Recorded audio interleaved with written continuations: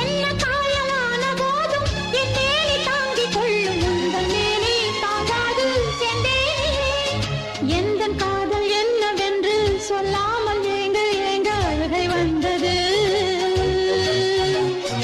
எந்தன் சோகம் உன்னை தாக்கும் என்றெண்ணும் போது வந்த அழுகை நின்றது. மனிதர் உணர்ந்து கொள்ள இது மனித காதல் அல்ல, அதையும் தாண்டி புனிதமானது. அபிராமியே தாலாட்டும் சாமியே நான் தானே தெரியுமா? சிவகாமியே சிவனில் நீயும் பாதியே அதுவும் உனக்கு புரியுமா?